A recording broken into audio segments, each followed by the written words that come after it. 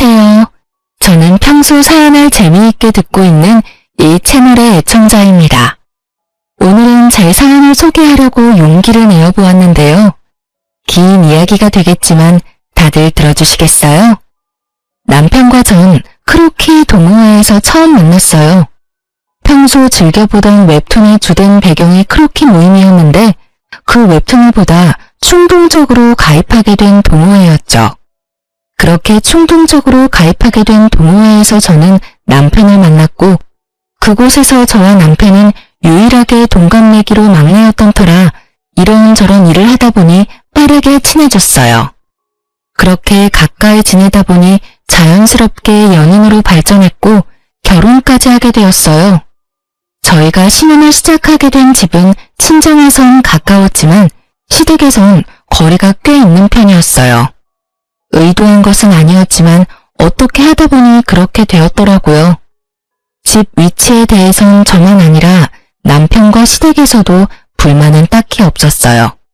아니, 남편은 오히려 저보다 더 좋아하더군요. 그 이유는 바로 친정엄마의 반찬들 때문이었어요. 엄마의 음식 솜씨가 워낙 좋았는데 친정이 가까우니 엄마가 반찬 조공을 해주셨고 그 반찬들을 저보다 남편이 더 좋아했어요. 전 그 덕분에 좀 더 수월한 결혼 생각을 할 수 있었죠.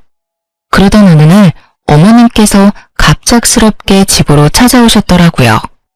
저녁때가 다 되어 갑작스럽게 들이닥친 어머님의 방문이 당황스럽고 달갑진 않았지만 결혼하고 한 번도 집으로 초대하지 못했던 터라 괜히 죄송한 마음도 들어 잘 대접해드렸어요. 퇴근 후 옷도 갈아입지 못하고 어머님을 맞이했던 상황이라 새로운 요리 같은 건 해내지 못했지만 마침 엄마가 전날 주고 간 반찬들로 어머님의 밥상을 차려드렸어요. 어머님께서도 꽤 만족스러우신지 쩝쩝 소리를 내며 맛있게도 드시더라고요. 아가, 이 반찬들 네가 만든 거니? 정말 맛있구나. 아, 아니요. 사실은 그거 전부 친정에서 보내주신 것들이에요. 아시다시피 제가 집에 도착하자마자 어머님이 오셔서 따로 식사를 준비할 시간이 없어서 급하게 차리느라 있던 반찬들을 내놨어요. 그래? 사돈 솜씨가 대단하시네. 간도 딱 맞고. 나물들도 어쩜 이렇게 아삭아삭하니? 혹시 남은 반찬들 좀 있니? 아, 김치는? 김치도 담가주셨어? 남은 반찬들하고 김치가 있긴 한데 더 드릴까요? 모자라세요? 아니, 모자란 게 아니라 좀 싸가려고 그랬는데 남아있다니 다행이다. 내가 갈 때 좀 싸주렴. 김치도 있는 대로 다 싸주고 아니다. 통째로 다 주려무나. 집에 가서 옮겨 담기도 귀찮아. 고맙다, 아가. 덕분에 며칠 먹거리는 잊었구나. 황당했어요. 대부분은 시댁이나 친정에서 음식을 얻어오거나 보내주시던데 어머님은 오히려 냉장고 구석에 있는 반찬과 김치까지 싹 다 쓸어가시니 뭐라 할 말이 없더라고요. 그래도 맛없다고 핀잔을 준 것도 아니고 정말 입맛에 맞으셔서 다 싸가신 거니 그러려니 하고 넘기려고 했어요. 하지만 어머님은 기어코 저의 잠자던 코털을 건드리고야 마시더라고요. 어머님이 냉장고를 싹 비워가시고 난 후 며칠 흐른 어느 날 점심시간에 직원 식당에서 밥을 먹고 있는데 어머님께 전화가 오더라고요. 처음엔 평범한 안부로 시작된 통화 내용이 점점 본색을 드러내기 시작했어요. 그 본색이 참 과감이더군요. 아가, 내가 사실은 부탁이 있어서 전화했어. 네?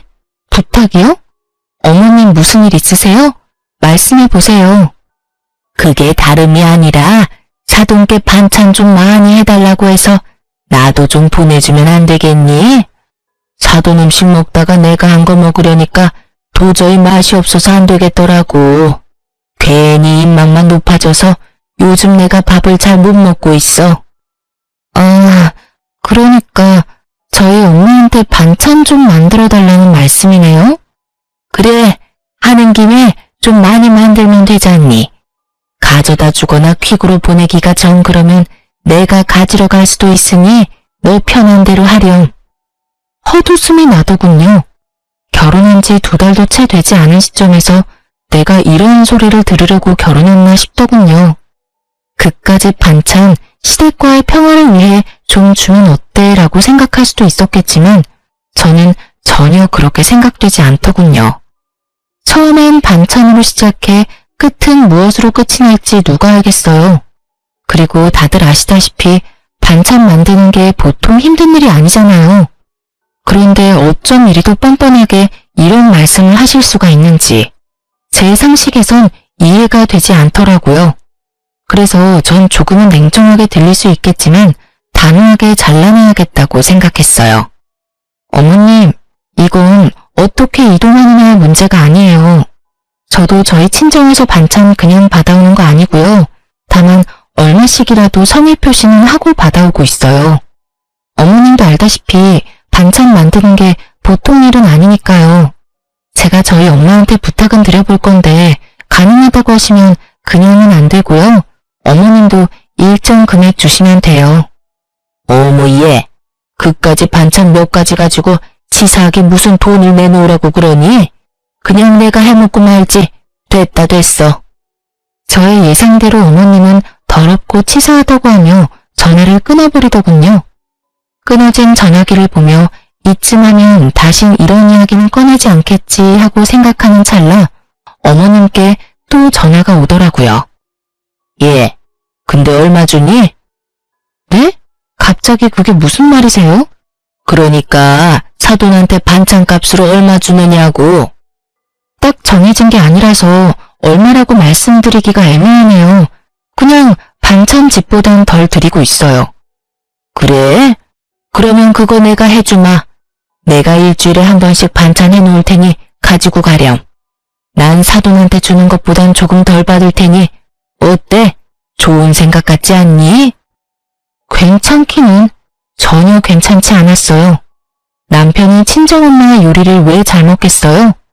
어머님은 요리를 정말 기가 막히게 못해도 너무 못한다는 것을 다 알고 있는데 제가 미쳤다고 돈까지 주고 그 맛없는 걸 받으러 시댁까지 가는 그런 헛짓을 할 리가 없었죠. 전 다시 한번 단호하게 말씀을 드렸습니다. 아니에요 어머님, 남편도 친정엄마 음식 좋아해서 그냥 지금처럼 친정에서 받아 먹을게요. 그러면 저 일이 바빠서 이만 끊을게요. 죄송해요 어머님. 전 단칼에 거절하고 전화를 끊어버렸고 그날 저녁 남편과 밥을 먹으며 어머님과 있었던 일을 말해주었어요. 그러자 남편은 허허 웃으며 이상한 해결책을 제시하더라고요. 아참, 여보, 오늘 어머님께 전화가 왔는데 우리 엄마한테 말해서 반찬을 좀 많이 해서 좀 나눠달라고 하시더라. 그래? 엄마가 생각해도 본인 음식보다 더 맛있었나 보네. 아, 진짜 우리 엄마는 요리를 못해도 너무 못해. 하여튼 그래서 뭐라고 했는데? 안 된다고 하지. 장모님도 힘드시잖아. 딱 잘라서 안 된다고 어떻게 그래.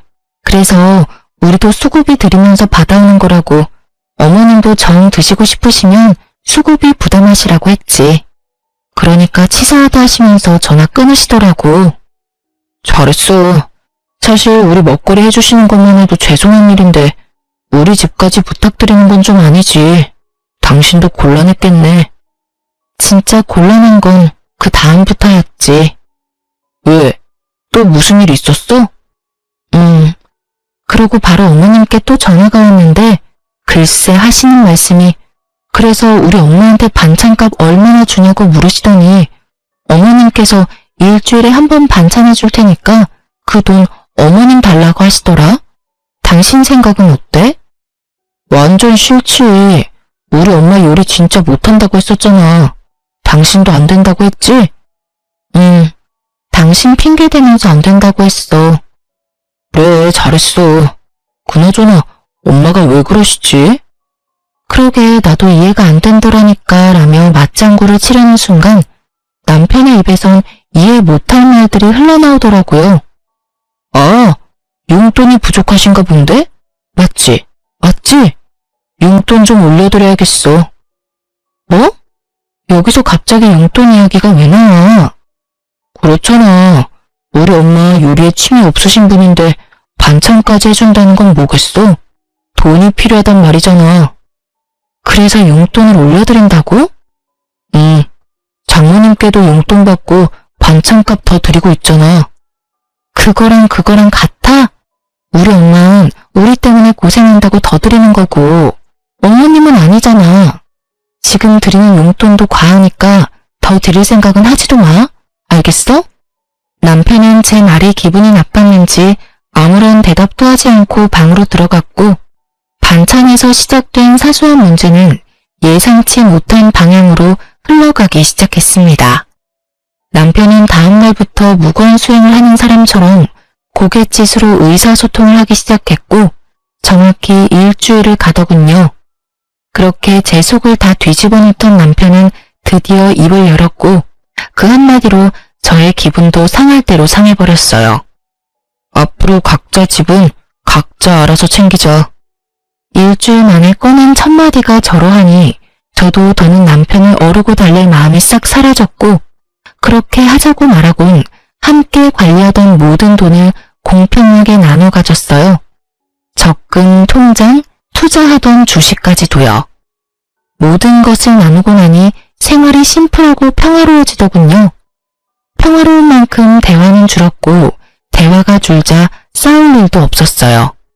물론 애틋함, 다정함, 사랑 이런 것도 없었지만 남편에게 정이 떨어지고 나니 그런 생활도 괜찮다고 생각했는데 전혀 생각지 못한 일정이 다가오더군요. 그건 바로 명절이었습니다. 죽자고 싸운 것도 아니었고 남들이 보기엔 괜찮은 사이였기에 시댁을 안 갈 수도 없는 노릇이었어요. 그래도 아직은 결혼 생활을 하고 있으니 도리는 다하자는 마음에서 시댁으로 행했고 전 그해 명절에 제가 사랑했던 남자가 얼마나 쪼잔한 놈인지 단번에 알 수 있었어요.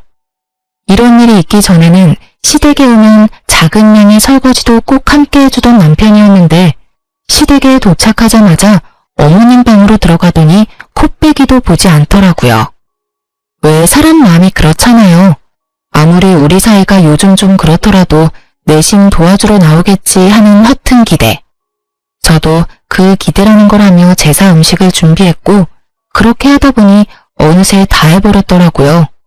다 하고 나니 문득 남편 놈은 도대체 어머님 방에서 무얼 하길래 머리카락 하나 보이지 않나 싶어 어머님 방문을 살짝 열어보았더니 글쎄 다 큰 놈이 심한 무릎을 베고 누워 부부 생활에 대해서 시시콜콜 어머님께 다 일러바치고 있더군요. 유민이 쟤 연애할 땐 몰랐는데 진짜 모지러. 내가 엄마 용돈 좀 올려주자고 하니까 단번에 안 된다고 하더라니까. 자기가 나서서 올려주자고 해도 모자랄 판국에 어쩜 그렇게 생각도 안 하고 안 된다고 할 수가 있냐고. 내가 진짜 오만정이 다 떨어져서 요즘엔 말도 잘 안 하고 지내.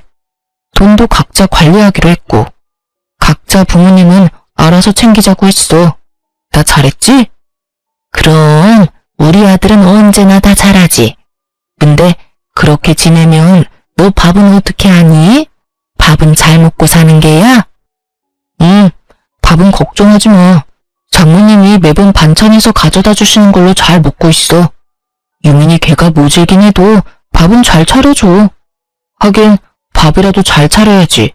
그거마저 안 해주면 내가 걔랑 살 이유가 없잖아. 자기도 그걸 아는지 자기 할 도리는 다 해. 오늘도 봐. 그래도 며느리라고 찍소리 안 하고 와서 혼자 음식 준비하는 거. 내가 이때까진 자기 힘들까봐 다 도와줬는데 이제 안 도와주려고. 내가 너무 잘해줬더니 남편 무서운 줄 모르고 날 뛰어. 이제라도 내가 기강을 잡아야지 안 되겠어. 그래, 잘 생각했다. 이때까지 내가 말을 못해서 그렇지. 너 설거지한다고 얼쩡거릴 때마다 내 억장이 다 무너졌어. 내가 어떻게 키운 아들인데. 이제라도 정신 똑바로 차리고 제 버릇 좀 단단히 고쳐줘라. 잘난 거 하나도 없는 년이 기만 살아서는 그 기세가 아주 하늘을 찌르겠더라니까. 걱정하지 마, 엄마. 내가 앞으로 똑바로 교육해서 납작 엎드려 살게 만들 테니까. 앞으로는 절대 도와주지 않을 거야. 그래, 엄만 우리 아들만 믿으마. 이 빌어먹을 관습 때문에 희생하는 사람이 도대체 누군데 도와주니 많이 하는 모자의 대화를 듣고 있자니 어이도 없고 화도 나더라고요.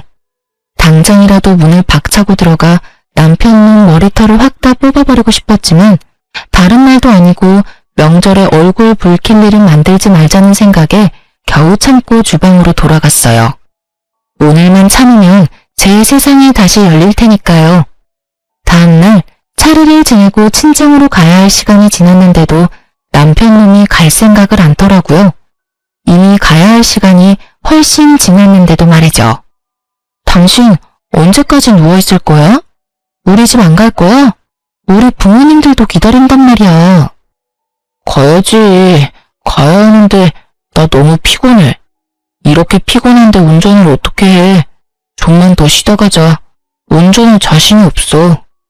어제 9시부터 자기 시작해서 오늘 차례 지내기 직전에 일어난 놈이 피곤해서 운전할 자신이 없다니 참 어이가 없더라고요. 시댁에서 큰 소리를 내봤자 저만 손해라는 생각에 전 끓어오르는 화를 꾹꾹 누르며 다시 한번 남편을 어르고 달랬어요. 그러면 내가 운전할 테니까 차에만 타. 그러면 되잖아. 우리 엄마 아까부터 언제 오냐고 전화한다고. 얼른. 그것도 좀 힘들 것 같은데 어쩌지? 뭐? 잠시 일어나서 차에 타는 것도 힘들어? 난 좀 자야 할 것 같아. 조금만 더 자고 일어나서 그때 가든가. 피곤한 척 혼신의 연기를 하며 또다시 어머님 방으로 숨는 남편님을 보며 전 일말의 희망도 사라진 느낌을 받았어요. 남편에 대한 희망도 기대도 모두 사라지고 나자 더는 도리를 운운할 필요가 없더라고요. 상대방은 도리의 도자도 생각지 않는데 제가 미쳤었다는 생각이 들더군요. 그런 생각이 들자 전 지체하지 않고 제 짐을 챙겨 시댁을 나와버렸어요. 그 길로 혼자 차를 끌고 친정에 가버렸죠. 한껏 열받은 얼굴로 혼자 친정에 들어서는 저를 보며 부모님은 적잖게 놀란 눈치셨지만 애써 모른 척 하시며 저를 챙겨주시더라고요. 그러면서 혹시나 하시었는지 아빠가 한 말씀 하시더군요. 부부끼리 감정이 격해질 수도 있고 그러다 보면 싸울 수도 있는 게야. 그럴 땐 무조건 참지 말고 조금 떨어져 생각하는 것도 방법이 될 수 있어. 그렇다고 이혼하라는 말은 아니란 걸 알고 있지? 이왕 이렇게 된 김에 화도 좀 가라앉히고 쉬다 가라는 뜻이야. 알겠지 우리 딸? 이혼은 무슨... 그냥 정서방 피곤하다고 해서 혼자 온 거야. 아빠 말처럼 나도 엄마 아빠 품에서 푹 쉬다 가려고. 그래, 그러면 푹 쉬어. 먹고 싶은 거 있으면 네 엄마한테 해달라고 하고. 제 말에 속아 넘어가 주신 아빠는 저에게 푹 쉬라고 하시며 다시 한번 이혼은 신중히 생각하라고 하시더라고요. 사실 그때 당시 이혼을 심각하게 고민하고 있었는데 그렇게 말씀하시니 다시 한번 생각해보자 싶더군요. 남편을 어르고 달래서 잘 살아보자는 것이 아닌 그냥 있는 듯 없는 듯 지금처럼 한 집에서만 사는 동거인 정도로 더 지내보기로요. 아직은 이혼할 순간이 아니라는 생각이 더 강했던 것 같아요. 전 혼자만의 시간을 보내며 친정에서 휴식을 취했고 그 휴식을 취하는 동안 남편에게 전화가 그야말로 미친 듯이 오더군요. 전 단 한 통의 전화도 받지 않았고 그렇게 연휴는 지나가고 있었어요. 남편은 결국 연휴가 끝날 때까지 친정에 오지 않았고 전 남편이 원하는 대로 아주 공평하게 결혼 생활을 해주기로 다짐을 하게 되었죠. 이젠 도리 따위 생각하지 않고 시댁엔 발길조차 하지 않겠다고 말이에요. 그렇게 시간은 흘러 연휴 마지막 날. 전 그대로 친정에 놀러앉고 싶은 충동을 뒤로한 채 늦은 저녁 집으로 돌아갔어요. 현관문을 열고 집으로 들어서니 언제 온 것인지 알 수 없는 남편님이 집을 아주 엉망진창으로 어질러 놓은 채 소파에 앉아 텔레비전을 보고 있더라고요. 발 디딜 틈도 없는 곳에서 맥주나 마시며 텔레비전 보는 꼴을 보는데 욕하는 것조차 시간 낭비로 느껴지더군요. 전 염치라는 것도 없이 저를 노려보고 있는 남편의 눈빛을 깡그리 무시한 채 방으로 들어와 씻고 그대로 침대에 누워버렸어요. 예상을 벗어난 제 행동에 남편은 적잖게 당황했는지 구시렁거리며 거실을 치우는 소리가 들려오더라고요. 그랬겠죠. 평소 같았으면 잔소리는 했겠지만 다 치워주었을 텐데. 제가 가장 싫어하는 개판인 꼴을 보고도 말 한마디 하지 않고 방으로 들어와 버렸으니까요. 그렇게 전 남편이 청소를 하는 소리를 들으며 잠이 들었고 일어나 보니 남편은 출근을 했는지 보이지 않더라고요. 전 차라리 잘 되었다고 생각하며 출근을 했고 퇴근을 하고 돌아오니 집에 어머님이 와 계시더군요. 남편이 비밀번호를 알려준 것인지 남편도 없는 빈집에 어머님 혼자 계시는데 어이가 없어 웃음이 다 나더라고요. 그러면서도 참 부지런도 하시다는 생각이 들었어요. 가까운 거리도 아닌데 이렇게 매번 연락도 없이 득달같이 달려오시니 말이에요. 아무도 없는 빈집에서 무얼 하고 계셨나 싶어 집 안을 둘러보니 반찬을 챙기고 계셨던 모양이었어요. 냉장고 안에 있던 반찬을 있는 대로 다 꺼내 챙겨오신 통에 옮겨 담고 있던 흔적이 식탁 위에 고스란히 남아 있었으니까요. 무슨 못 먹은 귀신이 들러붙은 거지도 아니고 아무도 없는 집에서 하물며 사돈이 해준 반찬을 훔치고 있는 어머님의 행실을 보니 화를 내봤자 뭐 하겠나 싶더라고요. 거기서 미주알 고주알 입씨름을 해봤자 똑같은 사람이 될 뿐이고 또 먹는 거로 치사하게 이랬니 저랬니 하고 싶지 않았어요. 그래서 입을 꾹 다물고 옷을 갈아입고 나와 소파에 앉아 제 할 일을 하고 있으니 반찬을 다 챙긴 어머님이 다가와 쏘아붙이기 시작하더군요. 넌 왜 인사를 안 하니? 사람을 봤으면 최소한 인사라도 해야 할 거 아니니? 오셨어요? 인사드리려고 했는데 워낙 바쁘신 것 같아서 타이밍 잡기가 어려워서 기다렸어요. 반찬은 다 챙기셨어요? 그래. 좀 가져가도 되지? 다시 해달라고 하면 되지 않니? 그렇죠 뭐. 반찬 가지고 가시려고 오셨어요? 이 저녁에 연락도 없이? 저도 감정이 많이 상해있던 터라 말이 곱게는 나가지 않더라고요. 그런 제 모습이 어머님 마음에 들리 없었고 제법 고상한 척 말을 하던 어머님은 화가 단단히 나셨는지 언성을 높이며 폭언을 뱉어내기 시작했어요. 내가 할 일 없이 반찬이나 가지러 왔겠니? 너 왜 그날 그렇게 가곤 연락 한 통이 없니? 최소한 그렇게 가서 죄송하다는 전화라도 한 통 해야 하는 게 예의 아니니? 어쩌면 애가 그렇게 버릇이 없는지. 어른들이 버젓이 지켜보고 있는데 자기 기분 상했다고 짐 챙겨서 남편도 내팽개치고 가는 꼴이라니. 넌 기본적인 예의라는 것도 못 배웠어? 친정에서 그런 기본적인 것도 안 가르쳐주든? 도대체 친정에서 뭘 배워서 시집 온 게야? 예의는 고사하고 기본 개념도 없는 걸 시집을 보내놨으니 아마 모르긴 몰라도 사돈 걱정도 이만저만이 아니실 테다. 너 그렇게 행동하면 네 부모가 욕먹어. 알겠니? 예의뿐 아니라 개념까지 없는 사람이 누군데 감히 친정을 들먹이며 윽박지르시는지 결국 전 폭발을 해버렸고 몸을 움직이기 시작했어요. 일단 시모가 정성스레 옮겨 담은 반찬들을 싹 다 다시 옮겨 담고 냉장고에 넣은 후 그 앞을 나가섰어요. 제 모습을 넋놓고 보고 있던 어머님은 저에게 다가가 노발대발하기 시작하더군요. 너 지금 뭐 하는 짓이야? 기껏 옮겨둔 걸 왜 다시 옮기는 게야? 그리고 지금 이 행동은 또 뭐니?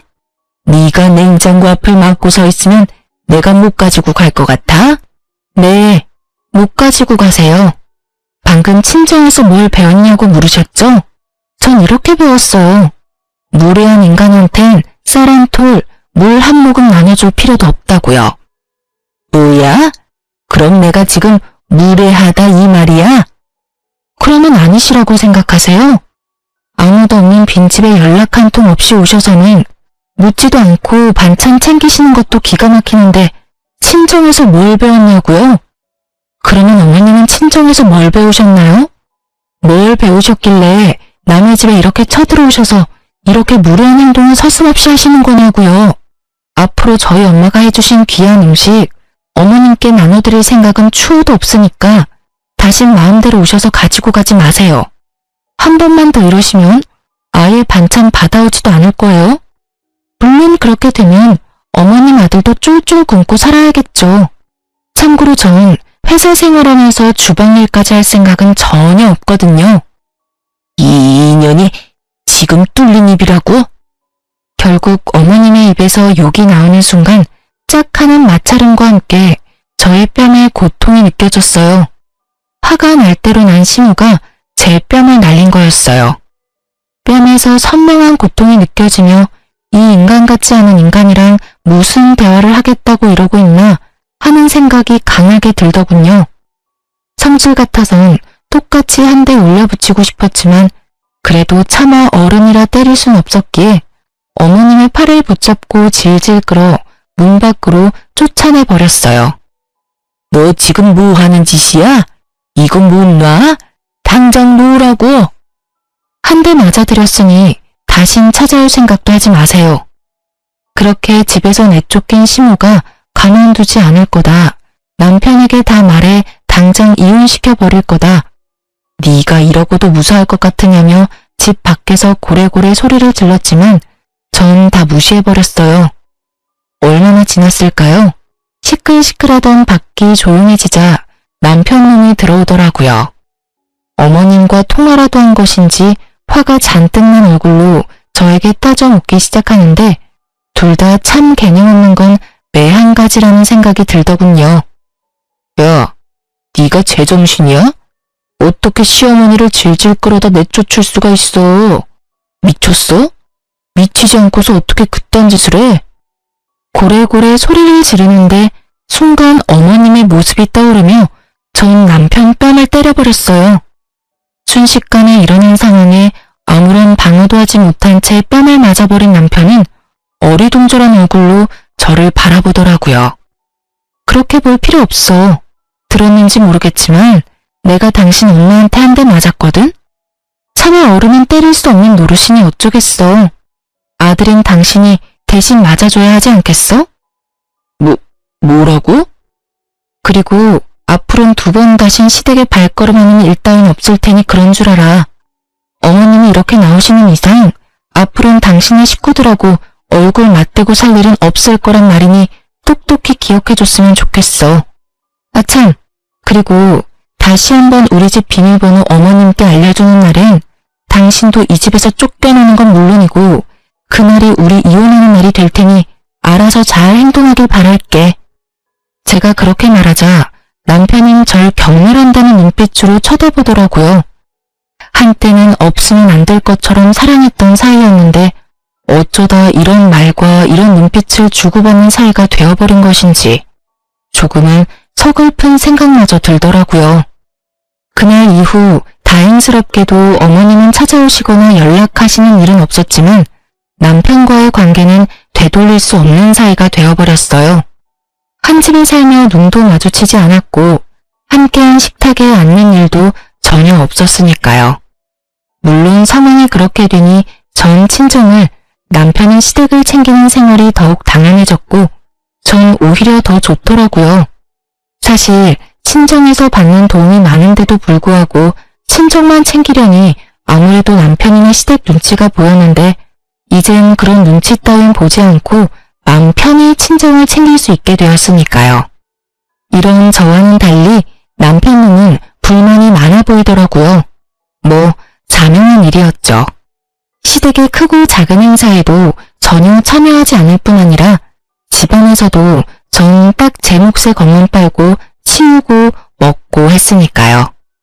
저에겐 손해볼 것이 하나 없는 생활이 이어지던 어느 날 어김없이 제사가 다가왔고 퇴근 후 전 당연히 시댁으로 가지 않고 집으로 돌아왔어요. 시댁에서 설마 하며 저를 기다리던 남편은 퇴근 시간이 지나도 제가 오지 않자 전화가 오기 시작했고 제가 무시를 하니 남편 대신 어머님에게서 전화가 오기 시작하더군요. 그마저도 무시하자 번갈아 가면서 전화가 오기 시작하는데 그 시간에 제사 준비나 하지 하는 생각이 들더라고요. 그렇게 끊기지 않고 울리는 전화기를 식탁에 올려두고 집안일을 하는데 친정 엄마가 집으로 오셨어요.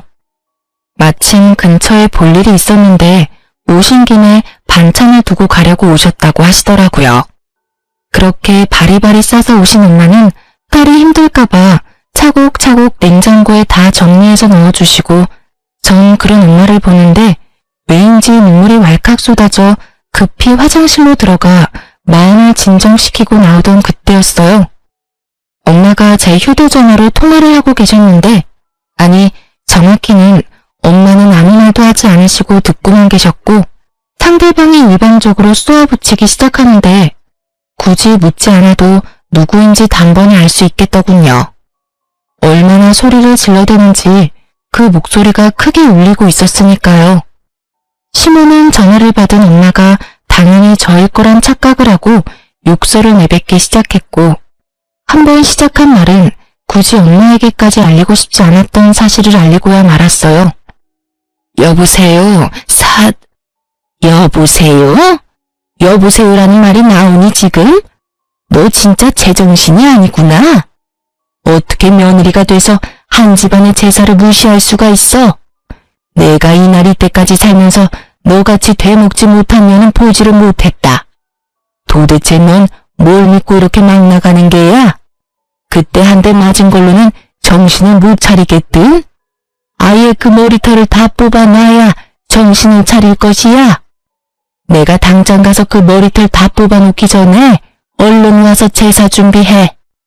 정말 딱 이렇게 말하고선 전화를 끊어버리셨고 엄마는 큰 충격에 빠지셨죠.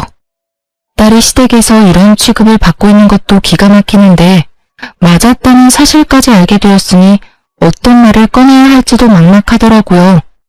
일단 휴대전화부터 되찾아야겠다는 마음에 엄마에게 다가서는 찰나 아직 엄마 손에 있던 제 휴대전화에서 문자 알림음이 울렸고 엄마는 전화기를 빼앗으려는 제 손을 피해 그 문자를 확인하시고야 마셨죠.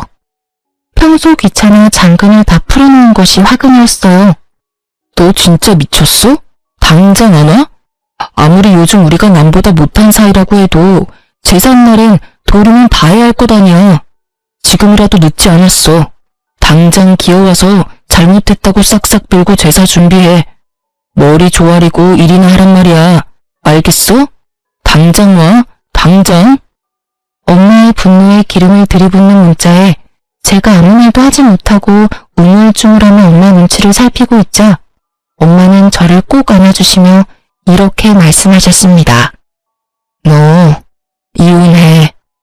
그렇게 말씀하시는 엄마의 몸이 떨리고 있더군요. 저는 이 떨림을 누구보다 잘 알고 있었어요. 엄마가 진짜 화가 나셨을 때의 떨림. 치를 떤다고들 하시죠? 딱 그 떨림이었어요. 네가 이때껏 이런 취급을 받으면서 왜 참고만 있었는지 엄마가 잘 알아. 아빠 때문이지? 아빠가 워낙 이혼 이런 거에 예민하잖아. 요즘 아빠 몸도 안 좋은데 나까지 보태기 싫었어. 이 미련한 거사. 그렇다고 이걸 다 참고 있어? 너 이렇게 사는 거 알면 아빠 더 속상해. 엄마랑 아빠가 옛날 사람이라 이혼에 부정적인 건 맞지만 그렇다고 해서 이런 대우 받으면서 참고 살라는 말은 아니야. 그러니까 이혼해 당장. 아빠한테는 엄마가 알아서 말할 테니 걱정하지 말고. 알겠어. 그렇지 않아도 이혼하려고 생각은 하고 있었어. 그래, 그건 그렇고 이 새끼는 언제 집에 오니? 오면 그 면상 좀 보고 가야겠어. 내가 이때껏 해먹인 밥이 얼만데 감히 집까지 게 너한테 이따위 말을 해? 와서 일이나 하라고? 진짜 미친 게 누군데 누구한테 미쳤다고 하는 거야? 엄마, 진정해. 나한테 다 생각이 있으니까. 제발 나 믿고 오늘은 그냥 돌아가줘. 내가 정 안 되겠다 싶으면 엄마한테 말할 테니까. 제발, 응? 더는 엄마에게 못 볼 꼴을 보이고 싶지 않아 혼신의 힘을 다해 엄마를 설득했고 엄마는 저의 간절한 부탁에 겨우 진정하시고 집으로 돌아가셨어요. 그렇게 혼자가 된 저는 남편에게 온 문자를 읽고 또 읽었어요. 그렇게 뇌리에도 그 문자가 박힐 때쯤 남편과 어머님이 집으로 들어오시더군요. 얼마나 화가 났는지 쿵쿵거리는 발걸음이 너무 커 머리가 다 울릴 지경이었어요. 그렇게 쿵쿵거리며 저희 앞에 선 두 사람은 저를 노려보았고 처음 입을 뗀 건 어머님이셨어요. 난 너 같은 며느리 필요 없으니 당장 짐 싸서 이 집에서 나가거라. 지금 당장 짐 싸. 지금 저보고 나가라고 하셨어요? 그래. 당장 이 집에서도 나가고 서류 준비되는 대로 보낼 테니 이혼도 해. 내가 이혼만큼은 아닌 것 같아서 참고 또 참았는데 도저히 안 되겠구나. 아주 시댁을 우습게 보고 있어 이게. 생각 같아선 그 머리털을 다 뽑아놓고 싶은데 이제 가족도 뭣도 아닌데 굳이 힘 빼서 뭐 하나 싶어서 참고 있으니 얼른 내 눈앞에서 사라지거라. 꼴도 보기 싫으니까. 착각은 자유라더니 전 엄청난 착각을 한 아줌마에게 사실을 말해주었어요. 저기요, 이 집에서 나갈 사람은 제가 아니라 그쪽이랑 그쪽 아들이에요. 저기요? 그쪽? 네, 이혼할 마당에 제가 어머님 하고 불러드릴 이유가 없잖아요. 그리고 저도 꼴도 보기 싫어서 그러는데 좀 나가주실래요? 얘가 아까부터 무슨 쉰 소리를 하는 게야? 우리가 여기서 왜 나가니? 여긴 우리 아들 집인데. 너 정말 머리가 어떻게 된 거 아니니? 정신 차려 얘. 정신은 그쪽이 차려야 할 것 같은데요. 여기 그쪽 아들 집 아니라 제 집이에요. 결혼할 때 그쪽 아들 능력이 워낙 출중해서 집 살 능력이 안 되더라고요. 그래서 제가 집 해오고 그쪽 아들이 혼수 채워서 들어왔어요. 그렇게 잘난 아드님이 아무 말도 안 하던가요? 그렇게 가만 서 있지 말고 말 좀 해봐. 이 집 내 집이라고 말이야. 그렇습니다. 집은 제가 샀고 그랬기에 그 명의 역시 저의 명의였어요. 남편과 결혼할 당시 남편보다 제가 모은 돈이 훨씬 많았고 전 그런 건 중요하게 생각하지 않아 제가 집을 사고 남편이 혼수를 채웠던 것이었어요. 물론 대출금이 있었던 터라 남편과 함께 갚으며 대출금을 반틈 이상을 갚게 되면 공동 명의로 바꾸기로 했었는데 남편님은 딱 2달 대출을 함께 갚고 돈 관리를 알아서 했으니 집에 대한 어떤 권한도 없었죠. 이러한 사실을 전혀 알지 못하고 기고만장한 어머님의 기세를 눌러주곤 남편을 바라봤어요. 방금 전까진 저를 가만두지 않겠다는 기세로 보던 눈빛도 많이 유해졌더라고요. 분위기가 심상치 않음을 느꼈던 거겠죠. 그게 엄마, 이 집 저 사람 명이야. 내가 결혼할 때 모은 돈이 얼마 없어서 집은 저 사람이 장만하고 가정가구를 내가 마련했어. 그러니까 내가 흥분하지 말고 차분히 말하라고 했잖아. 엄마는 괜히 나서서는 일을 이렇게 만들어? 너 지금 그걸 말이라고 해?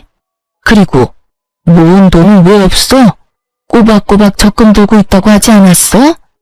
아, 됐어. 이제 와서 그런 게 뭐가 중요하겠니? 어찌 되었든 이혼해. 난 더는 네가 저딴 년이랑 사는 꼴 못 보겠으니. 어머님은 본격적으로 이혼을 강요하기 시작했고 남편은 아무 말도 하지 못한 채 가만히 있더라고요. 두 사람이 그러든가 말든가 전 준비한 이혼 서류를 내밀며 말했어요. 어머님이 이렇게 간절히 바라시는데 우리 이혼하자. 뭐? 당신 진심이야? 뭘 그렇게까지 놀라. 어느 정도 예상했었잖아. 사실 우리가 같이 살기만 했지 부부 아닌 사이가 된 건 꽤 오래됐잖아. 나도 지쳤고 너도 힘들 테고 그냥 우리 이혼하자. 그래, 하자 이혼. 이혼할 테니까 지금 살고 있는 집 처분해서 반틈은 나 줘. 나도 대출금 갚았으니까 그 정도 재산 분할은 해줘야지. 딱 2달 갚은 것이 기억도 나지 않는 것인지 분할을 운운하는 놈을 보고 있자니 웃음이 나더군요. 그 뻔뻔함에 이 상황에 웃음이 다 난다. 대단하다 대단해. 네가 혹시나 이렇게 나올까봐 내가 좀 알아봤는데 고작 2달 대출금 함께 갚았다고 해서 재산을 분할해줄 필요가 없다고 하더라고. 오히려 네가 나한테 위자료라는 걸 줘야 한다고 하던데? 내가 왜 위자료를 내놔야 해? 내가 뭘 잘못했다고? 잘 생각해봐. 나한테 잘못한 게 한둘이 아닐 텐데? 잘 생각해도 내가 잘못한 게 전혀 없는데? 뭐, 우리 엄마가 시집살이 시킨 거? 그 정도는 기본 아니야? 다들 그 정도 시집살이는 다 하고 살아. 그리고 증거 있어? 우리 엄마가 너 괴롭혔다는 증거가 있냐고. 증거? 증거 충분하지. 네가 나한테 욕한 것도 문자로 고스란히 남아있고 네 엄마가 나한테 막말한 통화도 다 녹음돼 있어. 우리가 참 편리한 세상에서 살고 있어서 자동 녹음이라는 게 되거든. 이것저것 증거가 나한텐 참 많은데 그중 최고의 증거가 여기 있지. 딱 제가 예상했던 대로 남편님은 노발대발하며 저에게 따져묻기 시작했고 전 꽤 오래 준비했던 사진들을 남편에게 던져주었어요. 남편과 어머님은 바닥에 흩날리는 사진들을 보며 입을 다물었고 전 그런 두 사람을 바라보며 말했어요. 할 말이 없지? 그래, 너도 사람이면 할 말이 없어야지. 너 꼴에 바람도 피우고 있더라? 네, 맞아요. 이놈이 저 몰래 바람까지 피우고 있었어요. 전 이 사실을 진작 알고 있었어요. 남편은 저희가 처음 만났던 크로키 동호회에 계속 나가고 있었는데 간도 크게 거기에서 바람을 피우고 있더라고요. 당연히 그 동호회엔 저와 친한 사람들도 있었기에 남편의 외도 소식은 제 귀에도 들려왔고 제가 믿지 않자 사진까지 보내주어서 모든 사실을 알게 되었죠. 결과적으로는 그 사진들이 증거로 쓰이게 되었고요. 처음 그 사실을 안 게 저희가 본격적으로 말을 하지 않고 있을 때였어요. 정말 배신감에 치가 다 떨리더군요. 당장이라도 이혼을 하고 싶었지만 중간에 나왔듯이 부모님께서 받으실 충격이 걱정돼 미련스럽게 참아왔던 것이었어요. 그리고 사이가 이렇게까지 되기 전에는 내가 노력하면 남편이 다시 돌아오지 않을까 하는 기대가 있기도 했고요. 얼마나 헛된 기대였는지 지금 생각하면 제 자신이 참 한심하고 바보 같지만 그땐 그게 최선이라고 생각했어요. 하여튼 친정 엄마까지 이혼을 허락하고 권해주었으니 저에겐 더는 망설일 이유가 없었고 오랫동안 간직했던 이혼 서류를 꺼내게 된 것이었죠. 아무 말도 하지 않고 있던 남편은 머릿속에 계산을 끝낸 듯 무릎을 꿇고 빌기 시작하더군요. 여보, 나 당신이 바라는 대로 이혼할게. 당신이 아무것도 안 줘도 이혼할게. 그리고 위자료도 줄 테니까 상간녀 소송만 하지 말아줘. 제발 부탁이야. 아, 이 와중에 상간녀 소송할까봐 걱정이 되나봐? 왜? 그 상간녀가 피해보는 건 싫어? 내 인생은 이따위로 만들어 놓고? 너 진짜 뻔뻔하다. 나한테 그런 부탁이 하고 싶어? 그게 아니라 말 못할 이유가 있어서 그래. 상황 파악이 안 되지? 없는 이유를 만들어서라도 날 설득해도 모자랄 판국에 말 못할 이유를 들먹이며 그런 부탁을 한다고? 너 진짜 내가 우습구나? 이 와중에도 상간녀부터 챙기나 싶어 기가 막히는 그 순간 남편의 입에선 더욱 기가 막히는 말들이 흘러나오더군요. 내가 이렇게 부탁할게. 사실은 이 여자 우리 부장님 와이프야. 우연히 동호회에서 만났는데 서로 하소연하다 보니 이렇게까지 돼버렸어. 당신한테 입이 10개라도 할 말이 없고 내가 다 잘못했어. 내가 이렇게 빌 테니까 제발 상간녀 소송은 안 하면 안 될까? 갑자기 태세를 바꾼다 싶더니 다 이유가 있더군요. 다른 사람도 아닌 직장 상사의 아내라니. 간이 크다 했더니 정말 간 큰 짓은 따로 하고 있었더라고요. 참 기가 막힌다 진짜. 일단 생각 좀 해볼 테니까 짐부터 싸서 나가. 한시라도 너 같은 인간이랑 한 공간에 있고 싶지도 않으니까. 가는 길에 네 옆에 정신 빼고 서 있는 네 엄마도 모시고 가. 저의 단호한 태도에 남편과 어머님은 한 발 물러서 집을 나가주었고 전 다시 혼자가 된 집에서 이혼을 진행했어요. 이유가 어찌되었든 간에 저는 남편 뜻대로 해줄 생각은 전혀 없었어요. 전 이혼과 함께 상간녀 소송도 진행했고 전 위자료를 두둑히 받고 이혼을 할 수 있었습니다. 이혼 소식과 함께 이혼 사유가 전 남편 회사에 소문나는 것은 시간 문제였어요. 쉬쉬한다고 그런 사실이 어디 숨겨지던가요? 수군거리기 딱 좋은 가십거리는 어떤 말보다 빠르게 퍼져나갔죠. 결혼 전부터 친하게 지내서 언니 동생 사이가 된 전 남편 회사 동료에게 들은 바로는 전 남편은 회사를 그만뒀다고 하더군요. 회사 동료들의 눈초리도 힘들었지만 상간녀 남편이 아낌없는 핀잔에 결국 버티지 못하고 사표를 냈다고요. 아, 당연히 상간녀도 이혼을 당했고 오갈 데가 없어진 상간녀가 전 시댁으로 짐을 싸들고 들어갔다고 하더라고요. 하지만 오래 버티지 못했다고 했어요. 다들 아시다시피 전 시무의 개념 없는 시집살이에 오만 정이 떨어진 상간녀는 전 시무 머리채까지 잡으며 한바탕 해치우고 나갔다는 말을 듣는데 참 통쾌하더라고요. 그렇게 머리채를 잡고 싶어 하더니 결국 새 며느리한테 머리채를 잡혔잖아요. 하여튼 그 여자와 전 남편이 법적 부부가 된 건 아니라 헤어졌다고 이혼을 한 건 아니었지만 전 시무 덕분에 사실상 두 번의 이혼을 경험하게 된 전 남편은 취업이 되자마자 전 시무와 연을 끊고 나갔다고 해요. 그러면서 하는 말이 저를 더 통쾌하게 하더군요. 근데 언니도 알지? 이 바닥 좁은 거. 거기에다 부장님이 눈에 불을 켜고 지켜보고 있는데 새로운 회사 간다고 한들 오래 버틸 수는 있겠어? 이미 소문 쫙 나서 오래 버티긴 힘들 거야. 아마 제대로 된 직장생활 하려면 아예 업종을 바꿔야 할 텐데 그게 쉽진 않을 거야. 그렇게 언니 마음고생 시키더니 벌 받은 거지 뭐. 이 소식을 마지막으로 전 남편의 소식은 더는 들을 수 없었어요. 저도 더는 전 남편 소식을 전하지 않아도 된다고 하기도 했고 그 동생도 더는 전 남편의 소식이 들리지 않는다고 하더라고요.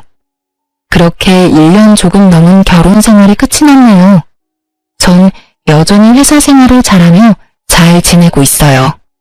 결혼 생활이 짧았던 것에 비해 워낙 끔찍했던 터라 이제 제 인생에 남자는 없다고 생각했었는데 시간이 흐르니 그 생각도 달라지더라고요.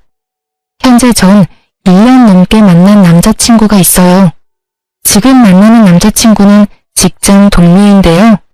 저의 이혼 사실을 알고도 저를 오래 기다려준 덕분에 만남을 시작하게 되었어요. 결혼을 전제로 진지하게 만남을 가지고 있긴 하지만 이 만남이 정말 결혼으로 이어질지 연애에서 끝이 날지는 아무도 모르는 일이겠죠? 결과가 어떻게 되든 전 앞으로 어떠한 이유가 있더라도 참으면 안 될 일에 참고 살진 않기로 결정했고 저를 좀 더 사랑해주며 살아가려고요. 제 인생에서 가장 중요한 것은 저이니까요. 이로써 저의 사연은 끝이 났네요. 저의 긴 사연 들어주셔서 감사합니다.